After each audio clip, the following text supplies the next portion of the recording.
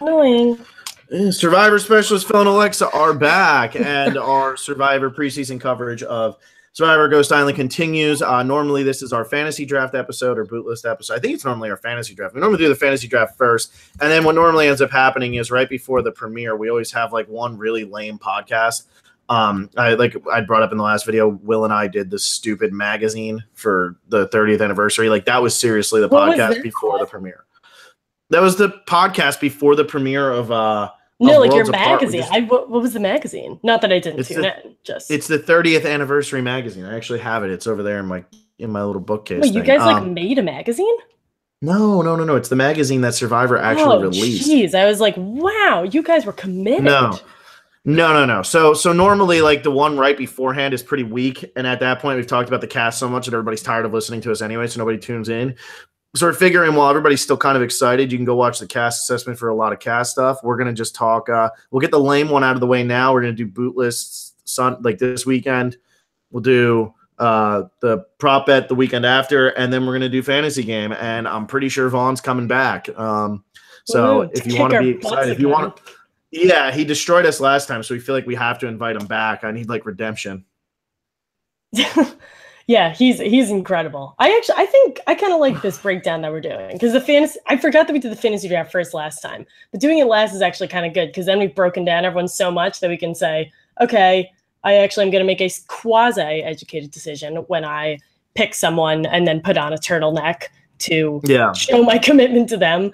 So yeah. Or if you don't get that person and put on a turtleneck, hey, maybe that happens. Yeah, that's true. Actually, yeah, I drafted Ryan and Vaughn put on a turtleneck, which made no sense, but people loved it. I mean, I think Ryan DM'd him afterwards, which was just pretty cool. Yeah, he was excited about it. So we're gonna do that, and we also we said we were gonna do this after every season. Once Will and Alexa and I did our season rankings, and then we just never updated it. Well, we don't have Will, so we can't put it into our huge big where we'd rank it in terms of all of us overall, but Alexa and I did finally add game changers, and we added heroes versus healers versus hustlers, and we moved around Panama and Guatemala in our own personal rankings since we rewatched those since the last time we did the power rankings. So we can give you a quick update on our season rankings too for anybody who actually wants to know where these last two seasons landed for us, and in retrospect how we actually feel about Panama and Guatemala, which I don't think Panama could go up anymore for you. That would just be insulting to the franchise. It would if you just made it negative something. I don't even know. But so we're still gonna obviously talk Ghost Island. We're gonna talk about all the twists and everything. I mean, that's what we're here for. And also I did notice it came out. I didn't want to say it on my cast assessment because I don't want people to think that we're playing favorites or anything. But I did meet Bradley, and I did talk to Bradley for quite a bit. Okay, it came out versus Bradley tweeted that you guys met. I was really surprised he did. I didn't know if he would want me to. I didn't want him to have anything come because of it. So I was just like, oh, I'm not going to bring it up. I'll just keep on going, whatever. And then he was like, wow, way to hide it. And I was like, all right, well, I guess now that it's out in the open, yes, I have met Bradley and I did talk to him for quite a bit. And it was, it was in a bar, so I might have been drinking a little bit. So hopefully I didn't insult the man. But Well, it was super funny because Phil and I on Sunday, not together, we were watching the Super Bowl, I think 111 million other people in the country. And people just kept tweeting at us, all these different castaways from this current season were tweeting at us. And I think first it was Bradley, and we were like, oh, that's kind of cool. Sweet, thanks, Bradley. And then three other, Morgan, Donovan. I think Stephanie might have too. Stephanie, Brendan, all these people just out of nowhere started tweeting at us. And we were like, I hope they're group texting, talking about how pretty we are. This is so cool. So if you guys are tuning in, we really appreciate it. We're really excited to see how this season goes. And we're glad that you don't hate us after the cast assessment. I think we were pretty light on them. I'm going to be honest. I'm glad Bradley doesn't hate me after meeting me in real person, in real life. Most people do, so you're onto something there. I'm onto something here. I must have said something right or whatever. I don't even know. But yeah, that's a big step here. So Let's do. You want to just do the season rankings real quick, get that out of the way, and then we'll jump into talking about everything Ghost Island related, or you want to talk about Ghost Island and make everybody wait for the season rankings? What do you think people care more about right now? I think people care more about Ghost Island, so let's get the season rankings out of the way. And I'm thinking let's go chronological too. You know what I mean? So just kind of rip down real quick so everybody gets a memory in their head of where I keep everything. Or are you saying chronological in terms of heroes versus healers versus hustlers, and then talk about game? Or talk about Game Changers first. Why don't we put actually, should we put Guatemala somewhere, then Panama, then Game Changers, Heroes, Healers, Hustlers, then Ghost Island? Boom. Well, okay, I'll just do this real quick. Guatemala moved up 3 spots for me. I moved it up to 23. It was originally behind All Stars, and I don't know how I had it behind All Stars because after rewatching, it has no business being behind All Stars. So I moved it up ahead there. So it moved up 3 spots to 23, and Panama moved up 5 for me.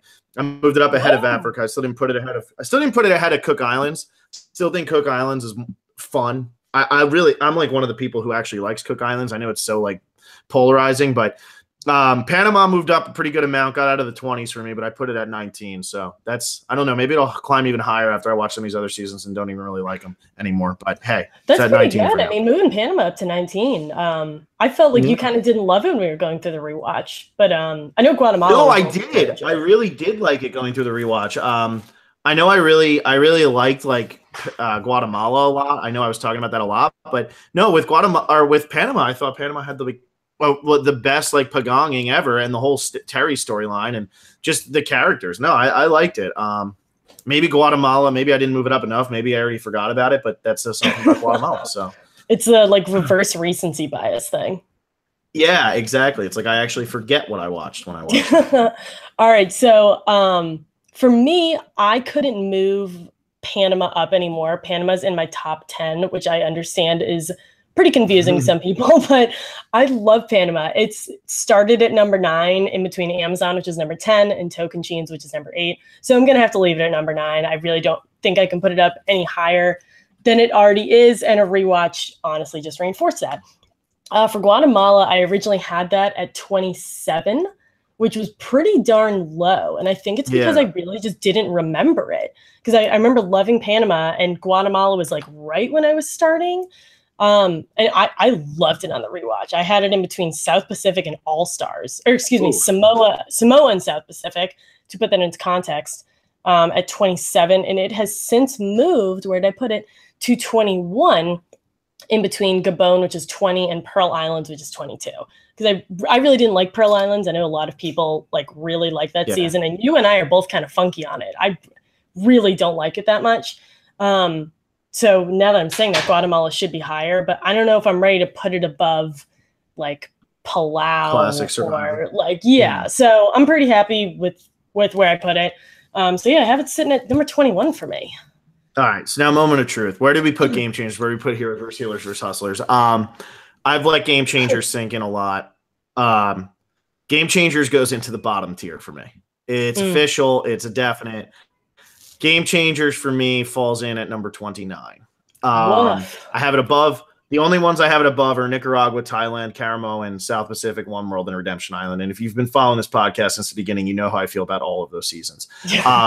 So Game Changers, it's like Fiji's at 28, and the gap between Fiji at 28 and Game Changers at 29 is pretty damn large. So Fiji's a pretty good season. I know it's low, but it's good.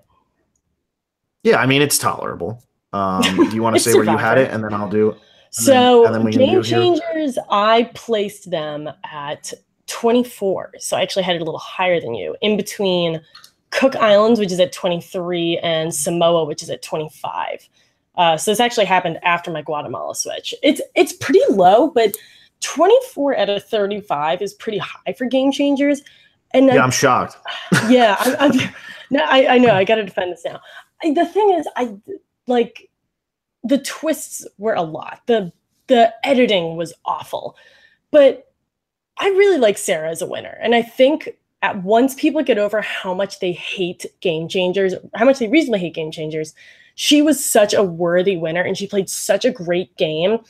And just because she didn't make us laugh the way that Tony did or the way that Sandra did, doesn't make her any less a winner. And I do take a winner into account when it comes to my season rankings. And I'm really happy with her. I liked that Sierra Dawn Thomas came out to play. I think she played a really good game. I liked watching JT crash and burn again.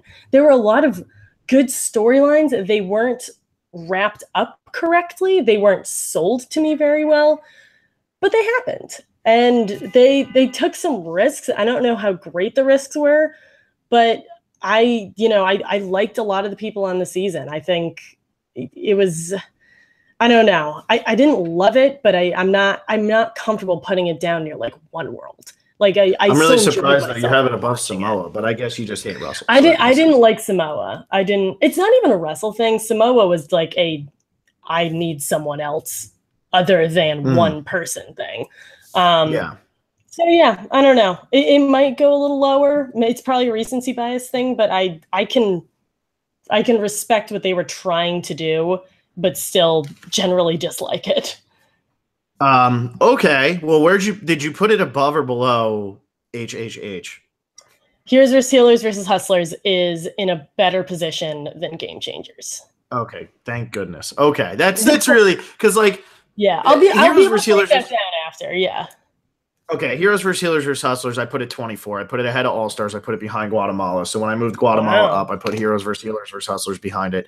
So I have it at 24. But like I don't know. I thought that I would put it higher. And then I started looking at the ones above it, and I was like, it's not better than Marquesas. It's not better than Samoa. It's not better than Africa, Panama, Cook Islands, Borneo, Palau. Like, as I started going, I was like, it's not better than these seasons. So I don't know. Like, I wanted to move it up higher, but I was like, would I rather go back and watch Marquesas, or would I rather go back and watch Heroes vs. Healers vs. Hustlers? Would I rather go back and watch Africa or Heroes vs. Healers vs. Hustlers?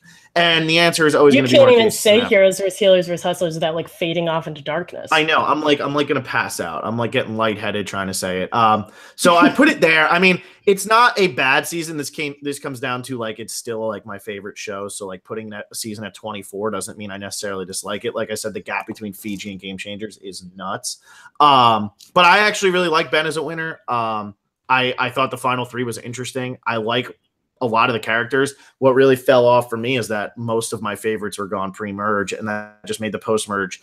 I just wasn't into the post-merge as much as I was into the pre-merge. So that's really it. Yeah. Okay. That's a good. So you put it at 24. That's actually where I put 24. Game Changers. Wow. We have very different perspectives. But yeah, like you said, Survivor's kind of like pizza. Even when it's bad, it's still kind of good. I put Heroes, Healers. Yeah. What is with LA pizza? What's their deal? That's all. That's why I eat frozen pizzas. Thin or thick crust? Like, why is it you have a big issue with LA pizza? It's the sauce. Is there too much like avocado in it? It's just disgusting. It tastes awful. Every place has terrible sauce. That's upsetting because sauce is like, it's terrible. I didn't think you could screw up like pizza sauce, but I guess they do. You do always have frozen pizzas. I never eat frozen. And they're great. I'm sure I used to love frozen pizza. I haven't had it in forever. Anyways, go ahead. Moving on. So I put Heroes vs. Healers vs. Hustlers at number 19, and I didn't know where to put it because you and I wrote this Heroes, Healers, Hustlers. I'm so excited to not be saying that anymore. Retrospective that we put up on our website, and we kind of just talked in circles about how we don't know how we feel about the season, and so I figured that the most applicable place to put it was smack dab in the middle, and 19 is barely below the middle. I think like 17.5 would be the middle. And I actually have it in between Borneo and Gabon, Borneo, which is 18, and Gabon is 20, which I actually think really works because Borneo being 18 is like, it should be number 1 or number 35. It could be any of the above. Yeah. And we kept comparing Heroes versus Healers versus Hustlers to Gabon. So I actually think it's pretty fitting sitting where it is. In the moment, you just have Gabon way too low. I do have her pretty low. I don't know what. I think every time we do these rewatches, I'm just going to keep getting more and more screwed up. It really makes it hard because when you rewatch, you're like, oh my God, I love that season. But then you remember like you love every season. That's why you're still watching and talking about it 35 seasons in. Exactly. Yeah. Good point. Yeah. So that's I have it sitting at 19. Like I liked it. I liked the pre-merge. I liked Ben winning. I think at the end I was getting a little like bored of all the idols, which I know like isn't really what an idol should do. It should bring me excitement. I really liked that like the secret agent thing. Like I think that was one of my like favorite easily my favorite moment of the season. Probably favorite Survivor moment like in recent memory. But I don't know, something is just not sitting right with me, and I think after a rewatch, maybe in a year or so, I'll understand why. I liked the characters. I loved the character moments. That's what we've been begging for so long. But for some reason, I can't put it above like obviously can't put it above Philippines, but I can't put it above like San Juan del Sur. Like, I don't really know why I can't do that yet. So I'm pretty comfortable about it. Yeah, I mean, it's like one of those seasons where it's just like, it's good. Almost every Survivor season gets better on a second watch anyway. So who knows what'll happen when you watch it a second time. But I did try to watch Game Changer a second time, couldn't get through it. So, and the only season that I have not gotten through on a second rewatch that I've attempted, which knocks out Redemption Island and One World, is Nicaragua. So that's why Nicaragua is always low for me, because I'm like, I can't even get through it a second time. Every time, it, right? Every time Marty gets booted, I've gotten to Marty's boot twice, and I just go, I don't care. Wow, and that's not that far in. No, I mean, it's like Merge, you know. I get to hear Dirt Squirrel 1,000 times. I mean, and then that's it. Squirrel's weird. I like don't understand that. And I wasn't following Survivor as closely then as I was now, obviously. So I don't like. Were there any interviews where people were like, "Why did you say that? Why did you make that noise?" I think Benry has mentioned why he said it, but I just totally forget. I'm sure, Gamer Girl, this is where you should probably be chiming in, because I know you love Benry and you probably know exactly why he said it, but I don't remember. Yeah, I mean, I guess he's cute. I don't know anyone who like loves him. She does. Anyway. So that's what we feel about our seasons. Yeah, so believe it or not, nothing was actually able to outplace China for me. Yeah, I don't know if we're ever going to get there. So close. I also want to say, we do look at the live chat, you know, whatever. Miguel Alba, I'm not too familiar with you, so I don't know if you've actually been a listener for a long time and just haven't been like here. But for you to say Brains vs. Brawn vs. Beauty 2 is a great but terrible winner, for you to say that on this podcast, I got to say it is. On Saturday, I was at like a party, and like a lot of my friends are Survivor related, and I was talking to somebody who's a huge Survivor fan, and I just met him, and he said I was talking to him, I was like, "Who's your favorite winner?" And he's like, Tony easily. And he's like, "What about you?" And I was like, "Michelle." And he just like stared at me, and he was like, "I can't take you seriously anymore." And then I explained to him the entire thing. He's like, "So your ego gets in the way of your actual like ability to think of who your favorite winner is?" And I was like, "Absolutely." And I wouldn't even give him like if it wasn't Michelle, it would be this person. Yeah, I mean, sure. You know, maybe now he does. But yeah, I just thought it was funny. Well, I'm glad someone defends Michelle's win, because so many people still, how many years later, tried to break it down. So yeah, well, that's what I appreciate that. Michelle fans around the world are thankful for you. Yeah, right. They're the only ones. So anyway, now we'll actually talk about Ghost Island, right? Like now wait. Before we do that, Alexa, were you actually sick? Because you don't sound sick, and it's really, really frightening that you would be so frightening. What's the word? I can't think of the word, but it's really whatever, that suspicious. There it is. That you would be sick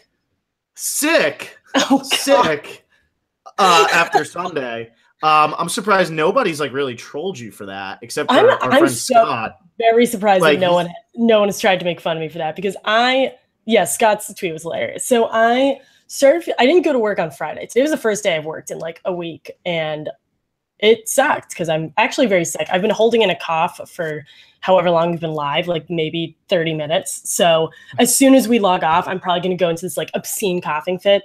But yeah, so I'm super sick on Friday. Saturday I get worse. Sunday we're like having a Super Bowl party, and I'm like, shit, like I'm so sick. I don't even want people to be here.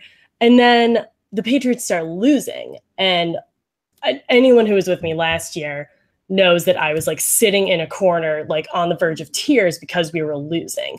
And so this year I'm sitting on my couch with 100 plus degree fever. And I'm sitting there with my head in my hands, and all of these like fake Jets fans are screaming at me and they're like, "Get over it. You're gonna lose. Like Tom Brady kisses his son on the mouth, yada, yada, yada." And I'm like, I honestly don't even care. My face is on fire and I need to go to bed.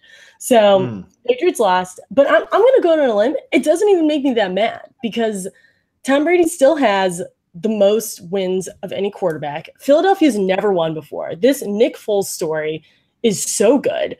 Patriots tried to do a trick play and then fail. And then a couple plays later, the Eagles score a touchdown with it. Like that's such a good move. That's such a slap in the face. It was a great game. There was one punt all game. was the most points ever scored in an NFL game ever. And the only thing that was mediocre was Justin Timberlake. So it was a great. You were going to say watching it with Jets fans, because Jets fans will do that to you. Sub-mediocre. Oh yeah, I would rather have a fever than hang out with Jets fans. Hot take the night. Yeah, there you go. Yeah, and now our defensive coordinator, who gave up 33 points in the Super Bowl, is Phil's Lions' new head coach. 0-16, here we come. Round 2, fight. Anyway, but I don't know. It just seems a little suspicious to me. Maybe it just took you a couple days to get over it. I do love, though, that Brady dropping that ball has been like, Brady had an awful game. Brady had an awful game. If he completes that Hail Mary, he breaks a 60-year-old record for most passing yards in an NFL game. Brady had an incredible game. Like, he throws for 505 and 3 touchdowns, and all anybody wants to talk about is, well, you know, he dropped that pass, and it's like, yeah, if that's why you think the Patriots lost, you are a Jets fan. Tom Brady he threw for, like you said, like almost 600 yards. It was so stupid. He threw for almost 600 yards. He drops a pass. He's playing with no Edelman. Gronk is getting double coverage, and Brandon Cooks died on the field in the first quarter. Like, literally probably woke up and thought he was going to practice for the Super Bowl because of how hard he got hit. So, I mean, and he still made it work with just Danny Amendola.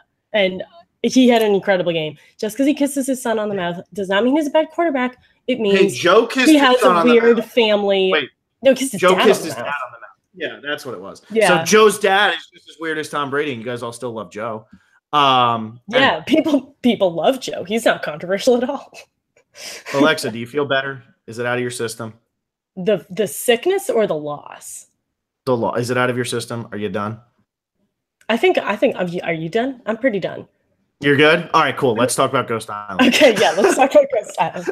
I just had to make sure you were feeling okay. You probably had that vented up for a while since you couldn't really yell at anybody because you were sick. So now you got it out. It's out there for the world to hear. That was the worst part. So then I didn't come into work on Monday because I'm dead. And everyone's texting me. They're like, "You're such a puss. Like, you couldn't make it into work. You couldn't handle it." And I'm like, I think I have the flu. So please never speak to me again.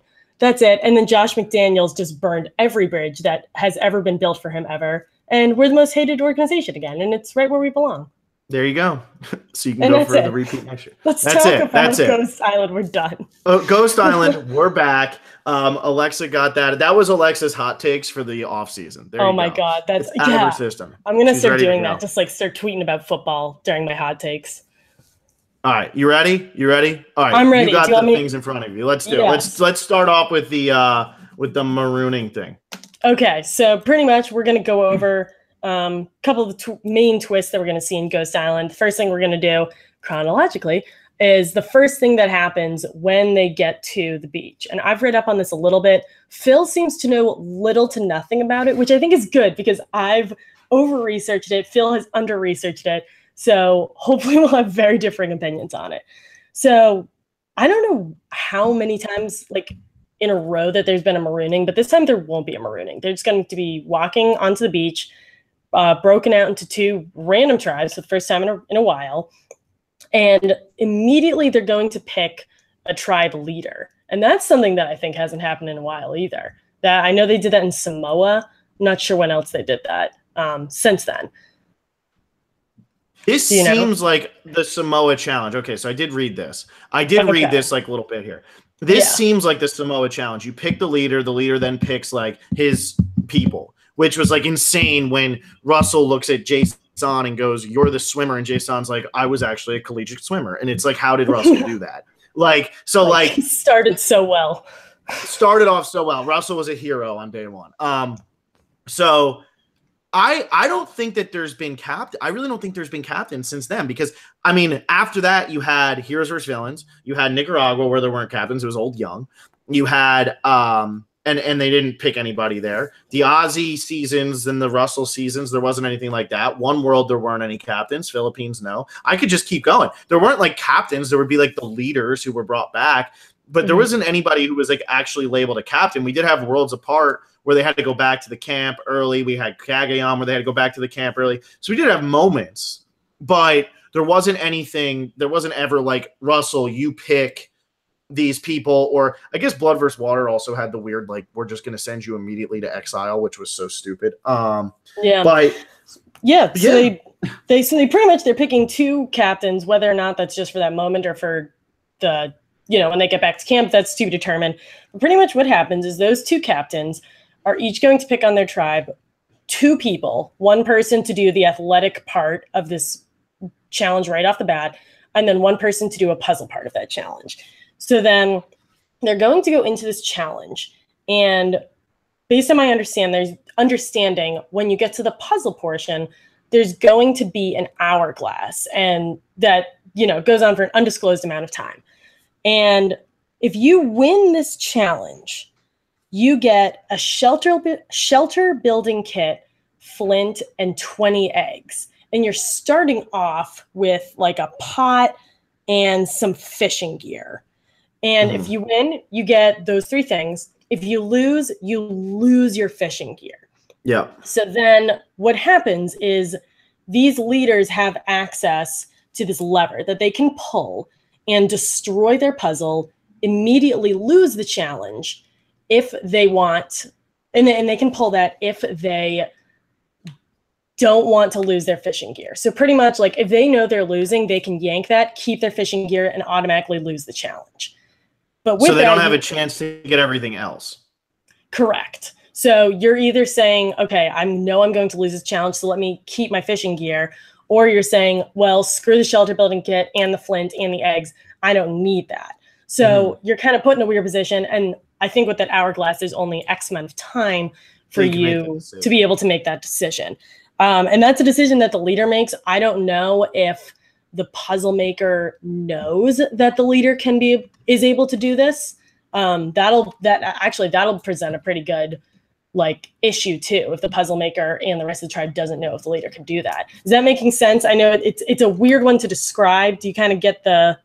No, I did read this. Okay.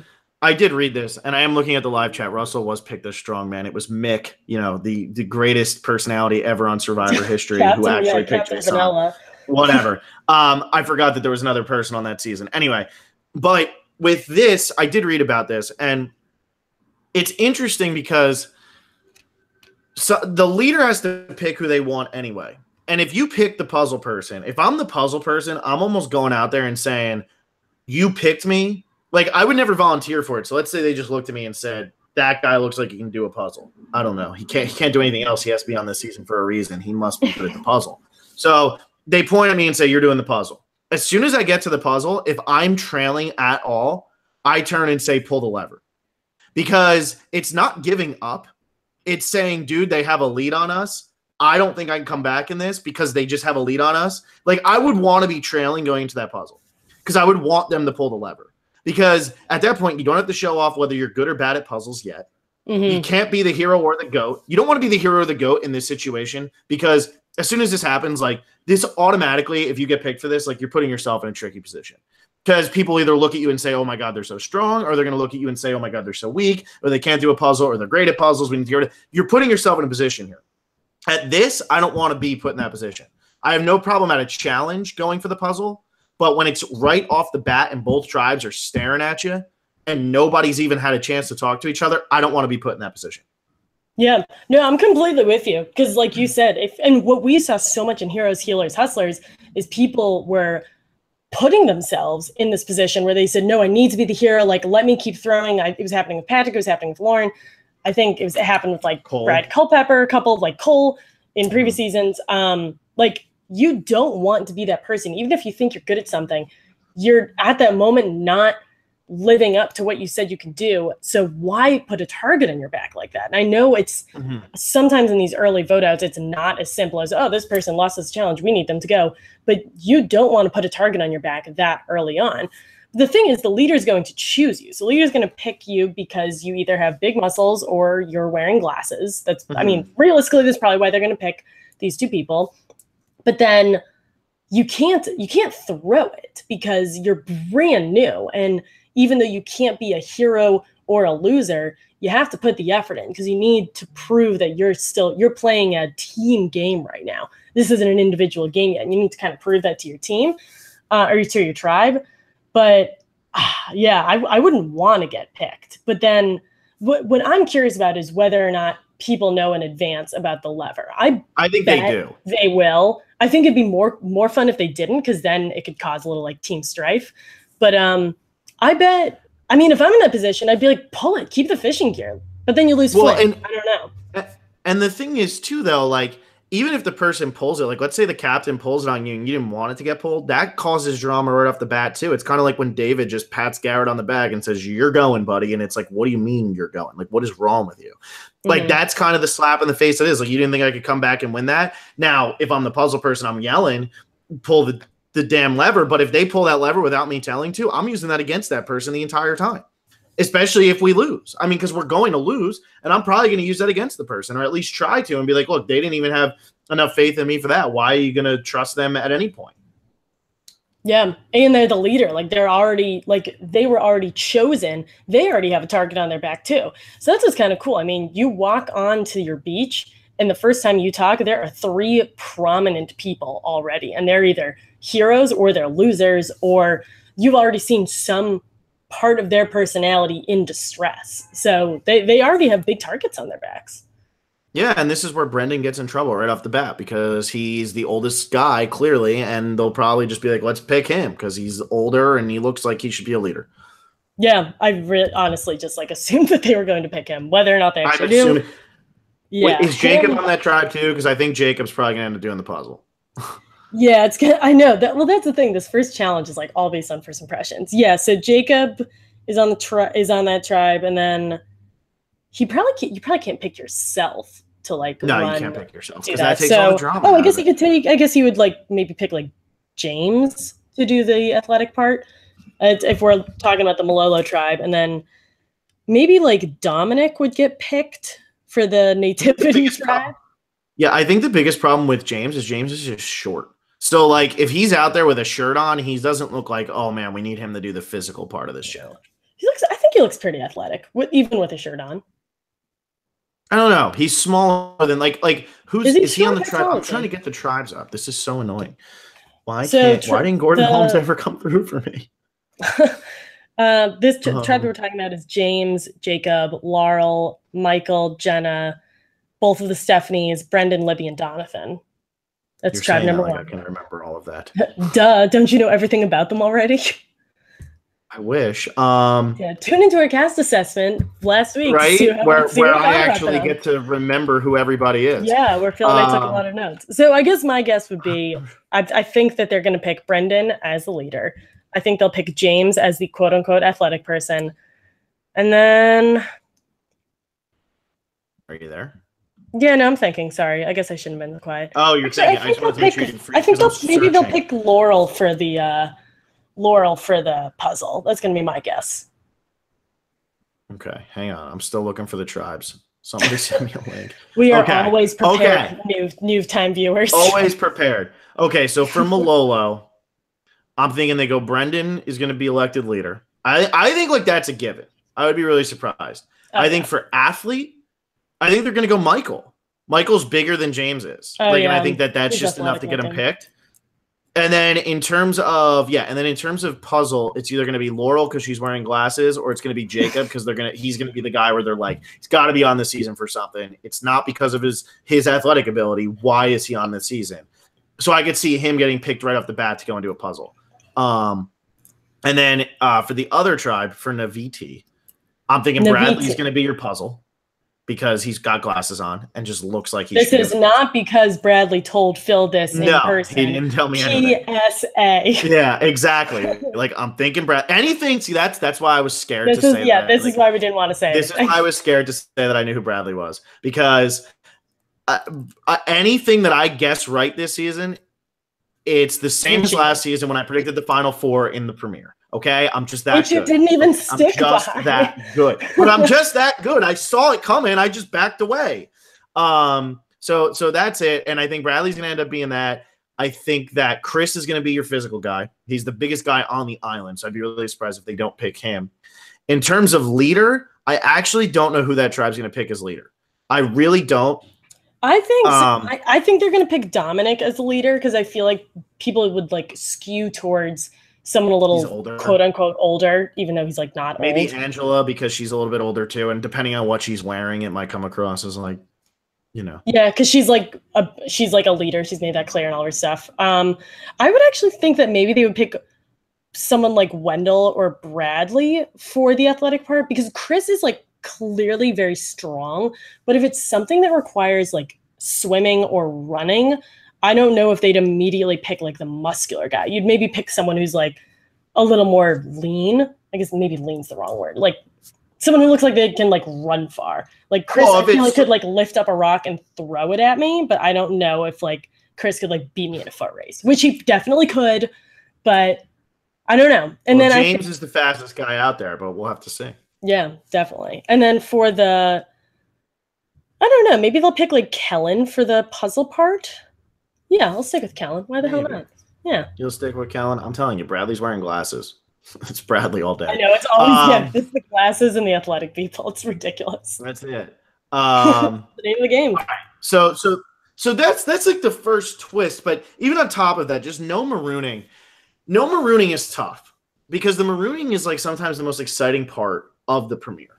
Like if you go back to Game Changers, like that marooning was fun. Like Caleb jumping off to chase after Ozzy, who had a huge head start on him in his stupid jeans. Like what are you doing? And you know, when they're on the boat, they're looking for stuff. Like I feel like the marooning is always a lot of fun. It's how the original season of Survivor started. It's something that feels like it should be a part of Survivor all the time.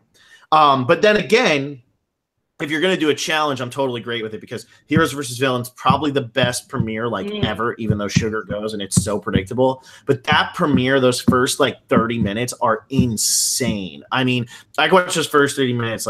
If I had to pick what part of Survivor do you want to watch, I'd probably pick the first 30 minutes of Heroes versus Villains because that was so awesome and just all the stuff that went on there. You had a broken toe, a dislocated shoulder, Sugar's topless because Sandra doesn't care. I mean, Coach riding Colby to the finish line. And they come in on helicopters. So there's no marooning, but it just had that epic feel with Colby with his white cowboy hat and Jerry with her black cowboy hat and Jeff trying to pretend that had nothing to do with production.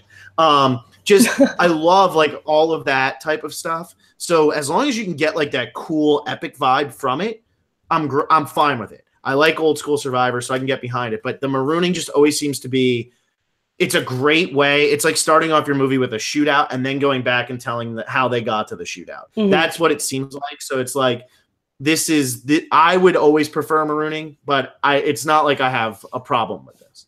Yeah, I like a marooning too, but I also like a little bit of change, and I don't want to eventually be sick of the marooning. And I like this twist too. It's a lot, and it's very hard to explain eloquently, but I'm kind of into it. And at least they're upfront saying, hey, we are going to give them food. This is what you're going to get up front. Mm-hmm. And then this actually kind of leads into the next thing that we can talk about, which is that Jeff said that they're going to be getting about half of the rice portions that they usually do, half of the starting rice. And I know a lot of people have been annoyed with especially Game Changers where they had interior decorating in their yeah. At their camps. I think people have been a little annoyed that it's less about the fishing and the hunting and all that stuff. And now they're getting half as much rice as they used to. And Jeff said hey, you can come to me and say you're out of rice, but you're going to have to give something up, which he has done before. And I really like that. You need to ration your food. And not only are they getting half the rice, but they're getting a chore chart, for lack of a better term. There's a photo floating around, but pretty much there's this piece of paper with your names on it. And then cleaning shelter, cooking coconuts, finding coconuts, fire, yada, yada. Just this chart to keep them organized, which I could use in my apartment. But I feel why are they getting that? Is that a twist from production? I didn't know about that. I don't know if it's a twist necessarily, but I'll we'll post the picture. I'll find a picture of it and retweet it for everyone. But yeah, I feel like they're just going to use that to just cause a little bit of tension, because I know if I'm on that, I'm going to be doing my thing immediately. And if someone's not starting the fire when they're supposed to, that's going to piss people off. So I like it, but it's not really back to your roots. It's not we're stranded on an island and we got our chores ready. It doesn't really fit. But that kind of I feel like that almost takes drama away, because part of the fun is people just not knowing what they're doing. like, or like not wanting to do it. Oh, we're getting bossed around by this person. I don't like it. You know what I mean? But I think maybe I feel like one person's gonna like. I looked at that chart and I was like, that is everything I love, organization.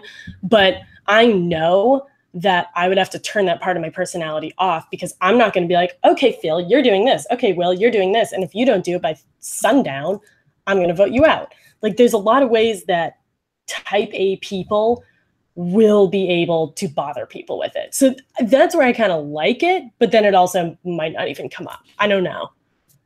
You don't think you think that you'd be good at like bossing around Will? I don't think I would be on the same tribe as Will. No, that would, yeah, because you'd vote him off immediately. Anyway, yeah, I'm looking at it now. I did find it. Dalton Ross put it on Instagram, so it's an interesting new addition to the Survivor Camp. Show of hands, who had one of these types of chore charts in their house growing up? Okay, anyway, but yeah, it's shelter, fire, cooking, water, fishing, firewood, coconuts, and cleaning, and it's got everybody's name, and there's actually like a pencil. Like what? I'm like, is this like always there, or is this brand new and something they're actually going to draw attention to? And like, I just don't want like brand new. I just don't want like somebody to get voted out because somebody decided you were going to be the cook and like you couldn't cook in time and you had to cook alone, because a lot of these are group activities. Like, are they really just going to be like, Angela, you're building the shelter? Like, okay, everybody else in the corner go off and and fish and do coconuts. Like, and like Sebastian going clean, and you just got Sebastian with like a little like straw broom, just like standing in the corner, going back and forth. Like, I don't know. He's like, I'm a fisherman.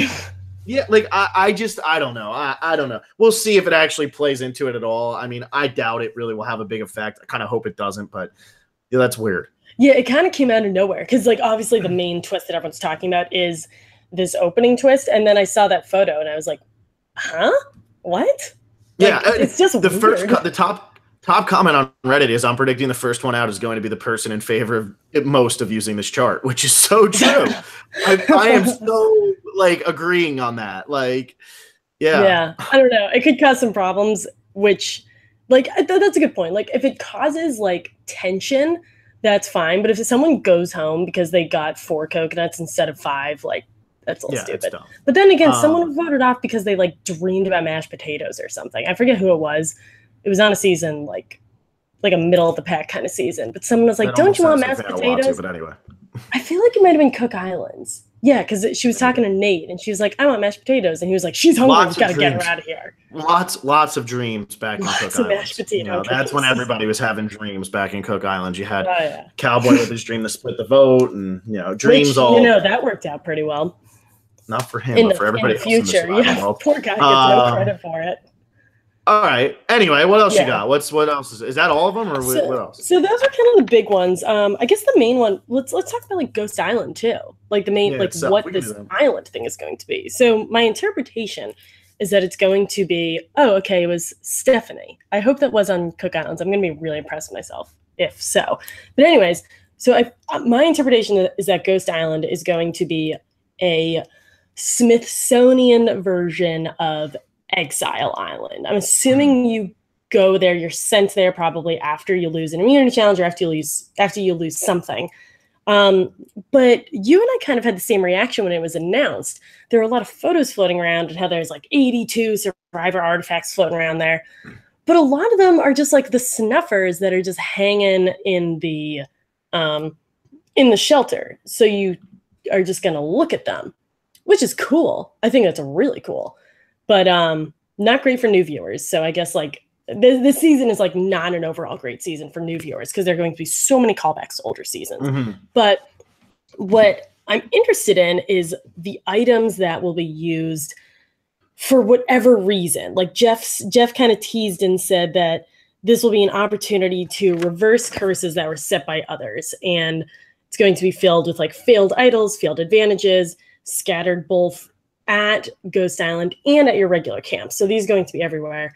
My main question is, are these now going to have power? Like, is literally the effing stick going to be a real live idol?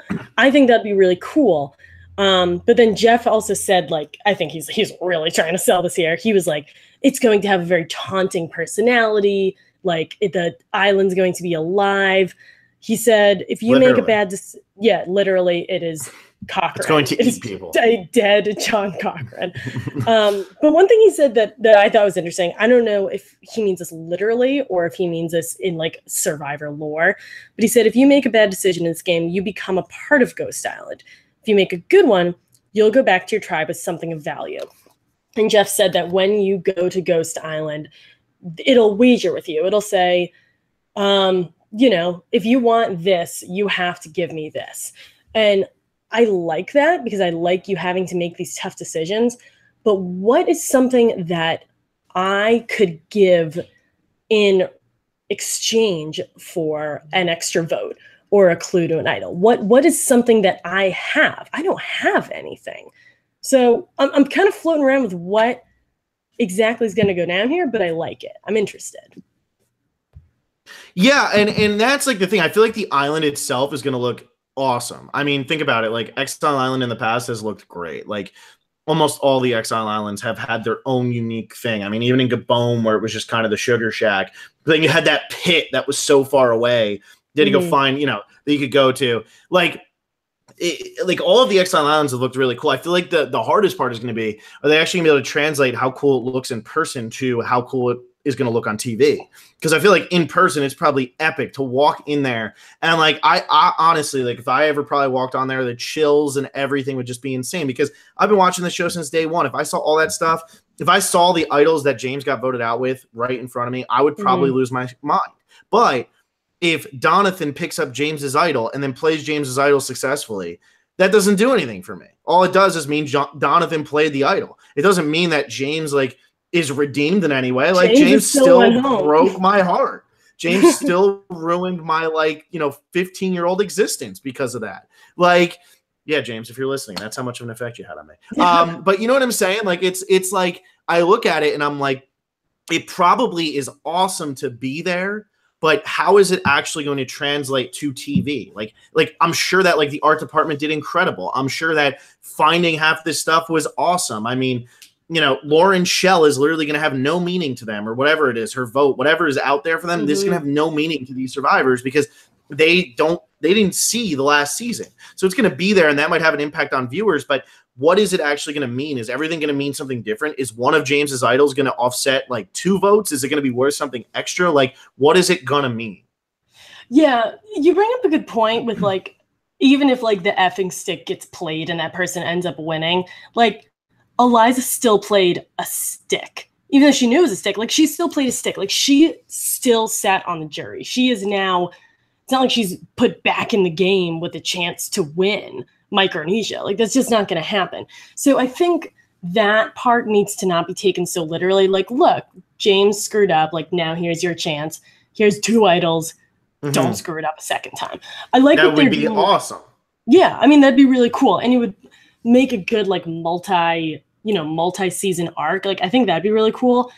The only thing is most of these players are super fans, but I mean, some of these idols, one of them is Andrea's hidden immunity idol from the final 7.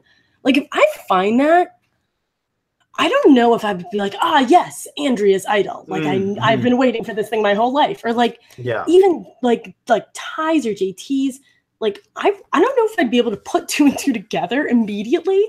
I'm a huge fan, but James's are obvious. They are these big fat squares. And I will say too, I'm most excited. I really hope James's idols come into play because I'm most excited to see them again because they have not done an idol like James's since James. Those idols were so unique. They just look like they could be anything. That was one of the smartest things that they did, was having that be, it was a part of your camp the entire season. And you just never knew it. And then they go and you take it down, and anybody could just be why is he holding that? And that's really what sets off Bob Crowley going and making a fake one. Or, Ozzy trying to make a fake one, but he makes a terrible stick. But then you have Bob making this really epic one.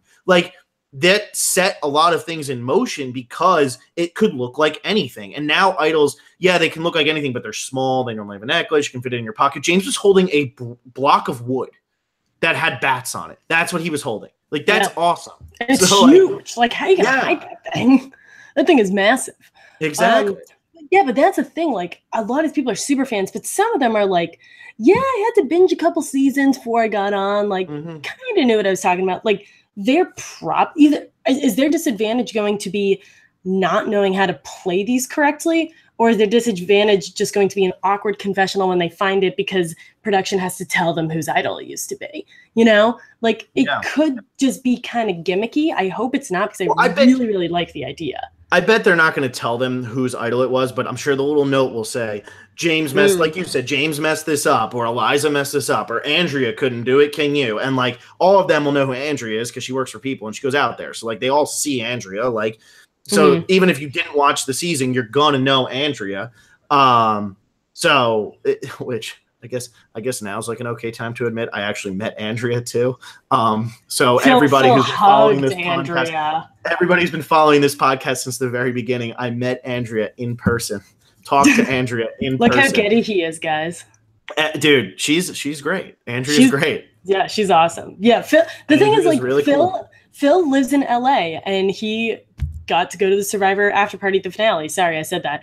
I go to Andrea's People TV fan forum every single Wednesday. Like, we sometimes get to like ogle at survivors here and there. That doesn't create a bias. It just like proves to us that they're normal people. Like, I met Brett and he had a Boston accent and I freaked out because I knew he had a Boston accent, but like when he said his Boston accent to me, it was way cooler than it was on TV. And like Phil got to hug Andrea and he hasn't stopped talking about it. Like, we all is that what happened? Yeah, you're pretty excited when you texted me about it.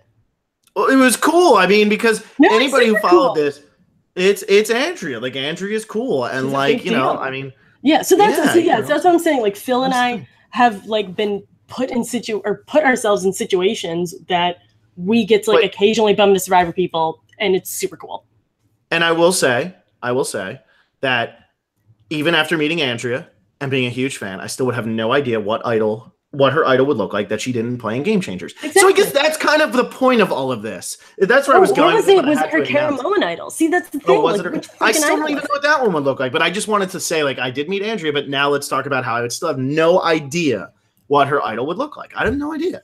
Yeah. So here's the list that I read before we went live. It's a weird list.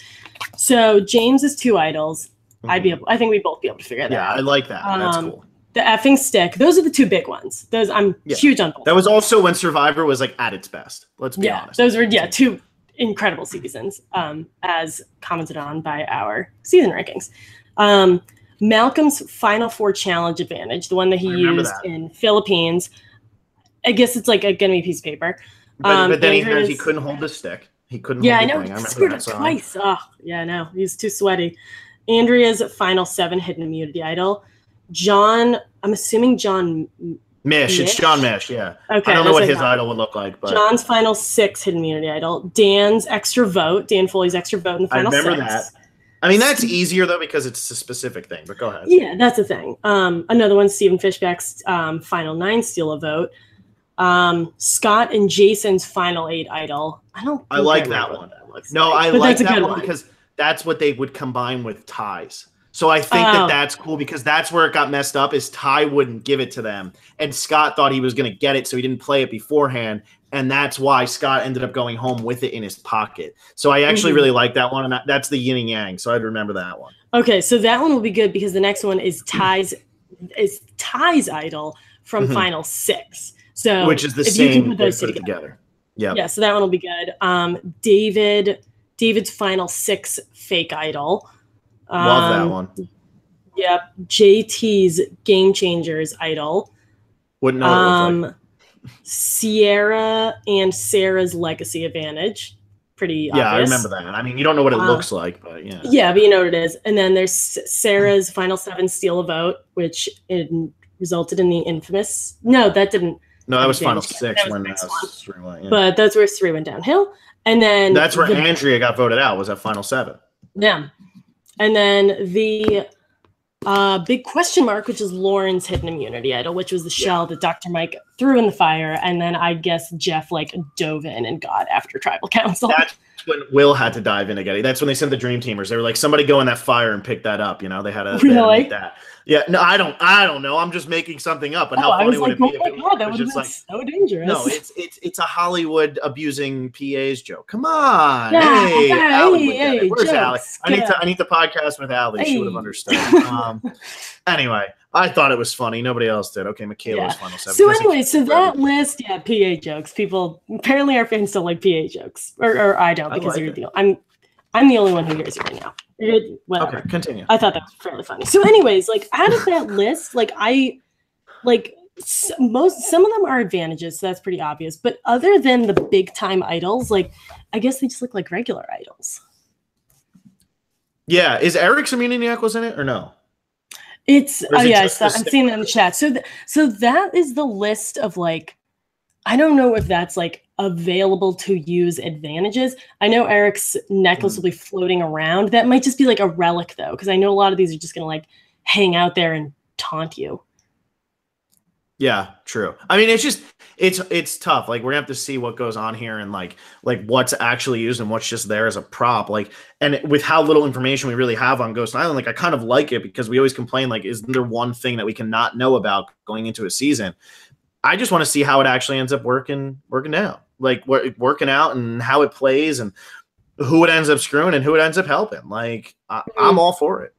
Yeah, I think it's a good idea. The only thing that's gonna be tough, and I know this like doesn't particularly matter because it's on its like 18th year of being on TV, but this is a tough season to get new people on, and a tough season if you're like a bunch of my friends at work, okay, 2 of my friends at work watch Survivor, and I'm probably like the biggest Survivor fan out of the 3 of us, and I don't know if they don't really get what's going on with this season. Like they're not super into preseason stuff, but they're like, I don't remember this, like I don't remember that. So it might be a little tough to like grasp the non-super fans on the season. So maybe that's why they're going back to more old school stuff, like regular tribe divisions, picking a leader, getting this, having this first challenge off the bat. That might be why they're kind of going that way. Yeah, to hook people who might not necessarily know what's going on, but like I always use like my parents as like the standard here for they've watched every single season. They know my dad can't remember a name of a player.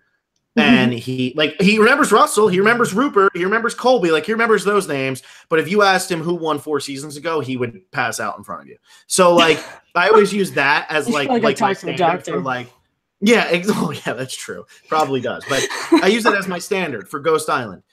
Would my dad know what any of those idols looked like? No, but he would definitely remember James. He would remember the James idols. Yeah, and that's my family would remember James. So I think that huge fans are going to remember all of it. The people who obsess and listen to us are going to remember all of it. But the people who like have watched every season still aren't going to know all of it. But they're still going to sit down to watch Survivor. So it might be hard to pull in a new person. But if a new person sits down to watch it, they're probably still going to be just as hooked as they would be, even if all of the past things weren't brought up. Because I don't think it's going to have that huge of an impact on the game. So I don't know. I think that, yeah, it's almost, I don't want to say gimmicky, but it's gimmicky. If you really think about it, it's like we brought back idols. I'd rather this kind of gimmick than like, we're going to break people up based on their hair color. Like, what they use to get through the most in life. Here's your beauty trope. Positive like, they traits. are not smart. I'm attractive and I'm not smart. Yeah, exactly. No, I'm attractive and I'm weak, and that's how I'm going to make the merch. Yeah. Exactly. Nick Mariano, the weakest person to ever play Survivor, but he was on the beauty tribe. Like I like whatever like tone of voice we're using. I'm kind of into it. I think it's funny. Yeah, that's my really sarcastic voice. Yeah, that's it. I'm also curious, like how much they're going to like. Will there be flashbacks? Like when someone finds James's idols, are we going to go back to James and he's going to be like, "I got this game in the bag," and then he goes out, like because then people might be upset that we're losing screen time on current players. I don't know. I hope that they do a quick flashback because this whole season is a flashback, so I'd appreciate that. But then again, there isn't much time, and they don't even air the full intro anymore. Yeah. Well, we'll see what ends up happening here. Maybe we'll get lucky. Maybe Coach will come out, and he'll be one of the relics of Ghost Island, and it'll be Token Chin's coach who didn't eat for 3 days on Exile Island, and he'll get to come out and help you. Instead of having Cochran, you get that delusional coach. What would be better than that? Coach who hasn't eaten in 3 days. It has to be that coach though. Like I don't want just regular coach because regular coach seems like he's actually like a pretty good, like kind of normal guy who just has a big personality. I want delusional, having in sun behind him, eagles screeching. I want that coach who's laying in that little puddle and literally looks like he's like dead. That's the coach I want to come out there and assist the first person on Ghost Island. You heard it here first, people. Heard it here first. That's the twist I need. Yeah, that's the twist we need but don't deserve. Yeah, exactly. We don't deserve it. Nobody does. Do you have anything else? That's what I was going to say. No, I'm saying I think we did a pretty good job breaking it down. Well, maybe we did. Always do a good job. Yeah, that's a good point. Yeah, pat ourselves on the back. Yeah, we did a decent job. Yeah. We covered a lot. I mean, I know this is, like you said, this is usually like our lame or filler podcast, but I'm kind of glad that we broke this out separately from the cast assessment. So now we can kind of put 2 and 2 together and say, okay, let's see if Brendan is actually going to be the unanimously picked leader, which we assume he will be. And yeah, from here on out, we're just going to be doing our fantasy games. Next week, we're going to do our boot list. We'll be doing that on Sunday, this coming Sunday. We'll do our prop bet podcast 1 week from then, which I believe is President's Day weekend. So it might need to do Monday, but I'll let you know. And then we're going to. Oh, sorry. Okay. I just want to jump. I'm going to jump on you here. Sorry. With the prop bet game, we had 18 last season. So we do need 2 prop bet ideas. So. Oh, tweet at us. Tweet at us. I know a lot of you probably have ideas. We have the throwbacks here, but remember, it has to be something that one of the players in the game can do. And we like it when it's multiple players. We don't want it to just be one person. So we don't want it to be like the first person to use something successfully. We don't want that. But tweet at us, maybe some ideas, but it's got to be something that can't just be like, oh, male does this. It's got to be something any of the castaways can do. But we need 2 more ideas. And so throw something at us. Yeah, that's a good idea. All right. You want me to kind of go through all of our stuff and then wrap it up? Yeah, you can keep going. Yeah, sorry. I just wanted to jump in before I forgot. No. That's a good point because I would have forgotten about that too. So anyways, this coming Sunday, we're going to be doing our boot list podcast where Phil and I predict the boot order of this season. And this is one that you guys can join in on too. So for that one, you can come in with your own boot list. We're going to put you into our fantasy game. And then the next week, like Phil just said, we're going to do our prop bet game. Like we said, we only have 18. So if you have any ideas of what we could do for the last 2, tweet at us, Facebook post us, email us, whatever, let us know.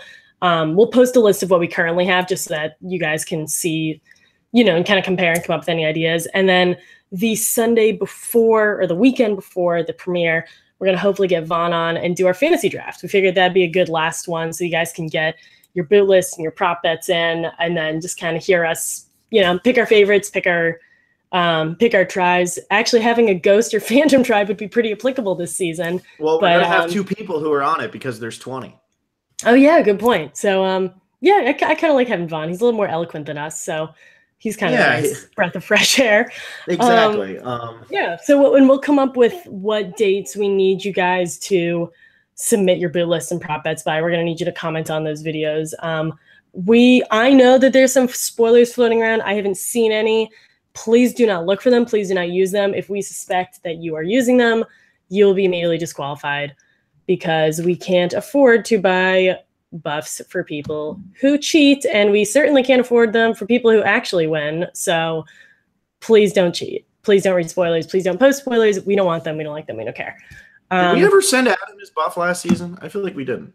No, I was actually on CBS.com yesterday, and they don't even have buffs anymore. So if anyone knows where we can get a buff that's like not $50, please let us know because we owe buffs to the winners of our games. And we didn't give the last 2 buffs, but it's just 2 buffs, isn't it? Yeah, that's it. But we kind of need and one of them's Adam, and like I could just send him back his buff if he wants it. It's right. Yeah, he also has a real life buff, and he also posted on Instagram. He has like a Survivor freaking shrine now. So yeah, he just wants to add. You know what? That's good advertising. Once he starts charging admission for people to come into that shrine, the buffs that he won in our games will be up there. Exactly. Yeah. Hopefully, we'll start getting a cut of that. But we'll have to talk to him on the side about that. So anyways, tweet at us at Survivor Specialist. We got like a huge surge of followers recently. So keep hitting that follow button. Keep retweeting us. We really appreciate it. Anyone on season 36, we really appreciate you guys listening. I saw like Donathan tweeted us too. This is like really freaking cool. Like us on Facebook if you aren't into Twitter. Post the exact same things on both. check out our website, survivorspecialists.com, and listen to us on iTunes and give us 5 stars on all of those things that people think we're cool and legitimate. And this is perfect. I thought it was going to end, but we're not going to end it yet. To keep thinking that we're cool and legitimate, we weren't reading comments, but I got to read this one. Leonardo Gomez, really don't have a question. Just want to say I'm a fan from Brazil. It was so cool to meet you, Phil, at the finale last year. I wish I'd met you too, Alexa. Keep up the good work, guys. I remember meeting you, Leonardo. It was a pleasure meeting you as well. I think you ended up meeting more people than I did, although I believe he was the one who was telling me like Ben's mom, or no, he was the one who was telling me Devin's mom was a huge fan. I'm pretty sure he's the one. And Leonardo, she did find me later on, and she knew who I was, and Devin looked at me like I had 5 heads and just walked away. It was great. It was amazing. Leonardo, you're a national treasure. Thank you for listening. I think it was Leonardo. I'm pretty sure it was him, but I remember somebody did that. Leonardo, if I'm misremembering, I apologize, but I do remember meeting Leonardo from Brazil. Hammered. I'm pretty. There was like 2 stories that could be Leonardo, and maybe I'm butchering this and I'm going to get both wrong, or maybe I'm going to get both right, or maybe I'm just thinking, maybe I don't remember Leonardo. But he was also, there was somebody who was traveling like all around and like came to like was in the middle of like traveling all around America and just happened to like they were like lining it up so that they could come to the Survivor finale. If you're listening, I think that was Leonardo. I can't remember, but I believe that it was. So I am confident that is how the story went. Yeah, I'm sorry. I can't wait till we get 2 other people who comment and we're like, "Oh my God, you remembered me!" And Leonardo's like, "Dude, I'm never commenting again." Oh my God, I'm never coming back to America ever again. Right? God, I'm never listening to this podcast, and I regret commenting. But yeah, all the moms loved you. Like Phil texted me the day after the finale, and he was like, I don't remember much, but all of the moms love us, and Devin has no idea who we are. But his mom sure was excited to see us. It was hilarious. It was so we're fun. We're gonna hopefully get a podcast with all the moms on. That's the dream. Exactly. That's the dream. Devin's mom's got to get on the show. She was like that. I wanted to be on there. That should have been me. It's so funny because like when you like actually talk about like Survivor things. Like most of the time, like if I got on the show and like it was like my mom like would want to be on the show, but like if I got on, my mom would be like, "I'm so happy he was on there. Like I'm so proud of him." All of that. Devin's mom was like, "I should have been the one on the show. It should have been me." Like I talked to him. Like it was so funny. Like listening to her, it was really really funny. Well, I think someone asked him like one of these publications. They asked him if he'd come back, and I think he said he would only do it if it was a blood versus water with his mom. Yeah. So she was like, "I wanted to be on." So. I'm sure she was very proud of Devin too, but it was just funny that that's how she led. Like, my son is great, but what I could have done, I could have made that fire. I would have made that fire, and I would have chased Ben around that island. That's awesome. That's like Terry's wife being more competitive than Terry when she got on the island. Exactly. A huge reason why Panama moved up in my rankings. Yeah, she should have been on. She was great. All right, you started coughing. I started coughing. No, not worth it. I started coughing. Things are going downhill fast. Tune in on Sunday. We'll let you guys know what time. And yeah, please follow us. Bye-bye.